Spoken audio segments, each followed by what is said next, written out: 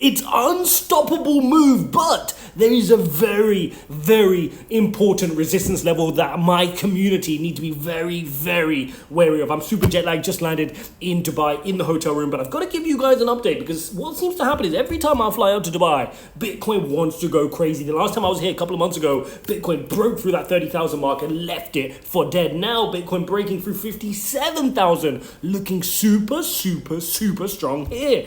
But why is it I'm coming here with a slight warning? I'm coming with a slight warning because whenever you get green candles like this, the natural response is to FOMO, FOMO, FOMO, FOMO. Chase the green candles, right? Everybody's talking about crypto. Let me jump in. The reality is you need to look at the chart because you're running into a very, very important resistance area. Now, when this moved, as I boarded at the Emirates Lounge, I made the update video saying, guys, this move could very quickly fill up to 57. Didn't I say that? You can go watch it from yesterday, right? And you've seen that happen exactly as I was on the aeroplane, moved up to 57. But why did I know that beyond that would be difficult? Because there's a big resistance area. This red box is drawn from years and years ago, guys, when I was doing TA. You can see this sits between about the 57 level all the way up to 62,000. And in between, of course, you've got the psychological 60,000 key level as well. This is not easy. I need to make sure that you guys understand. This is not an easy level to break through. Let me zoom up to the weekly chart. The chart's going to get a bit busy, but I want you to see why. This was a resistance which dates back to the period throughout 2021 period, but also in the latter period when we had to break through it to get to the eventual all-time high at 69,000, Bitcoin really struggled through that area, right? We had a lot going on in terms of Elon Musk buying at the time, and that was the tricky level in that period. So do not expect 57 and up to 62 to be easy. I think there could be a lot of tricky battles going on there, but look at the strength of Bitcoin. Like, can you actually bet against this asset class right now? You'd be silly to. Right, I was sitting there on the plane talking to a very successful businessman, and the guy had no crypto. I think he had maybe he had like one Ethereum or something. He had no crypto because he didn't understand it. He didn't understand that he does not have access to his money. And the crazy thing is, he's traveling because he had an issue with his bank account in Dubai. So he's traveling from London to Dubai because he's got no access to his funds. And so shouldn't that be a light bulb moment? Shouldn't that be a light bulb moment to say, hey, we haven't really got access to our funds? Right? Crypto solves that problem for you. It creates an immutable asset class, right? Something where you cannot just print more. Tomorrow they're going to create the digital pound. Then they'll create the digital dollar. They'll create the digital dirham and they'll create all the digital currencies. No problem.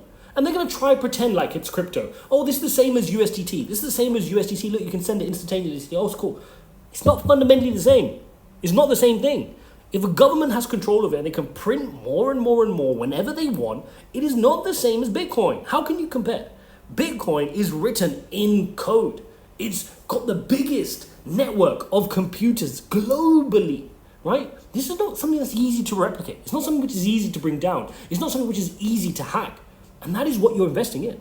When you invest in gold, what are you investing in? You're investing in the ability, the knowledge that nobody can just go and pull gold out their ass. They have to go and dig and do work, hard, intensive, mining work to go and find a scarce resource like gold. And it's the same for crypto. You have to put in work. You have to solve complex algorithms and solve the hash puzzles in order to get the block reward. But guess what? The block reward doesn't get higher and higher and higher. It doesn't get easier to find Bitcoin. It gets harder because the Bitcoin block reward halves every 4 years.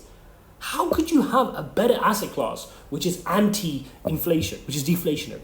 Powerful, powerful asset class. So yes, we can sit here. Yes, we can talk about the charts moving up and down, but sometimes you need to remind yourself, why is it I believe in this asset class? Why is it I want to hold Bitcoin up towards 100,000, 200,000, 300,000? Why? Right? Because of these things. Because we know there are failings in the existing banking system. We know there are failings in the way that we do not have control over money. If you think you have control of your money, go to a Western bank account and say, can I even have 10 grand? Can I have 10 grand? Watch how many questions they're going to ask you. Bro, it's my money. Why are you asking me so many questions? Right? They can freeze your assets. Try piss somebody off. See how they freeze your assets.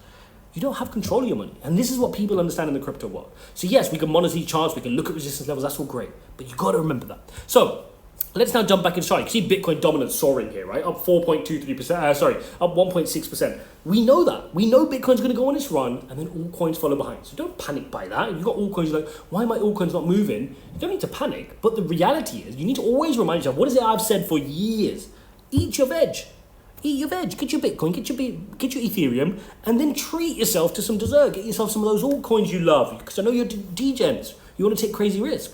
But sometimes Bitcoin does this thing, and you sit there and you go, I did not have Bitcoin Ethereum. That's happened to me so many times where I've just gone in previous cycles, I just wish I had more Bitcoin Ethereum.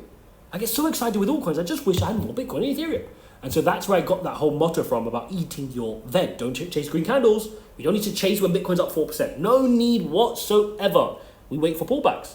But similarly, we want to eat our veg. We want to make sure that we're not just grabbing altcoins. We're getting a diverse portfolio. We're getting some Bitcoin, we're getting some Ethereum, we're getting some top 10 cryptocurrencies, we're getting some top 20. We're doing it in a calculated way where we're making sure not one single crypto is taking a big part of our portfolio. It's carefully risk managed. These are not just buzzwords. This is what you need to do if you're serious about this. If you just want to faff about, buy some crypto, whatever, who cares? Everybody could do that. If you actually want to treat yourself like an investor, how does an investor think? An investor has a spreadsheet, an investor has a plan, an investor has allocations and percentages and rules that they stick by. If Bitcoin becomes this big part of my portfolio, I'm going to trim it a little bit. If it's not at least this much, I need to add some more. If this one altcoin becomes more than 2% of my portfolio, I can't let it. I need to trim and take profits. I need to only keep it at 2% of my portfolio. That's what a pragmatic crypto investor will be doing leading into this bull run. Are you? Now's the time for you to reflect. Now's the time for you to reflect to make sure that you're sticking to your goals. If you said you wanted to get to a certain number of Bitcoin, are you getting there? Are you DCing enough that's going to allow you to get in there? Now, very important to understand, we still have key resistance. I don't want you guys to get super excited running into the very important red box. We're going to refer to it as the red box, right? This is an important red box. You can see exactly where the weekly candlestick here is wicking. It's no coincidence that here, let me just show you on the daily, that this is where the sell pressure is coming in. It's coming in this box. 57 will be hard to break through, then 60, and then up towards 62. But right now, there's no betting against Bitcoin. This market, if I show you here, guys, let me show you this over here. Look at the extreme greed in this market. This is the market right now, 79, very greedy, right? This is where you need to be calm. This is where you need to be methodical. This is where you do not want to be like the rest of the crowd. You're waiting for pullbacks. Wait for the market to panic. Wait for this to drop back a little bit. And that's when you can start to take advantage of this market. Now, if you guys want to actively trade with me, you can do so, jarscrypto.com/TG. I pick out altcoins like the ones you're seeing here, and I will look to actively trade those. I trade chart patterns, I trade TA, and you guys have seen the kind of trade returns I'm getting without any leverage, without any shorting of the market, just spot long returns. And I've been able to repeat it month after month and actually share my trades. I actually share my trades. I'm not like these other YouTube traders that are full of cap. I've got nothing to hide. You can see every single one of my trades. You can see the time when I hit stop loss after stop loss. I was on a bad streak close to the Bitcoin spot ETF because I just wanted to take the risk. I wanted to be in the market, and I shared that with the group. I said, look guys, I'm taking a risk here, but that's what traders do. I can't sit there and be like, oh, I'm not sure. This market may go up with the spot ETF, but I'm so scared. I'm not going to take a risk. You got to take risk in life. You're going to be a trader. You're going to take risk. You manage the risk, you have your stop losses, you make sure you don't get wrecked then more than you're willing to lose. That's all the things you can put in place, but you've actually got to put your foot in the water, right? You've got to put your foot in the water before you can start swimming. Hopefully you appreciate this update even here in a hotel in Dubai. I'll try to keep you guys as up to date as possible as I'm trading. If you appreciate this type of content, if you like these real-time updates, not with like, fancy camera angles and all that, just the real content you need as and when you need it, as and when the news comes out, please smash up the likes. Do not forget to subscribe. Make sure you're in our Telegram community, jarscrypto.com/TJ. You're not going to want to miss the trades I'm taking while I'm out here in Dubai, because that's the lifestyle that trading can afford you. I know some people like to, show this multi-million dollar lifestyle on trading, and it can become, a bit unreachable for some of you guys. But there are genuine people who I've helped teach how to trade who just wanted an extra couple $100. They just wanted an extra couple $100 a month. And then they managed to replace their salary. And now they're looking for a 6-figure month. Right? You just let it build gradually. Just take it step by step. It doesn't have to be that you need to be a multi-million dollar trader. Even if you can make $1 or $2 extra a month, that could be life-changing for somebody watching this video.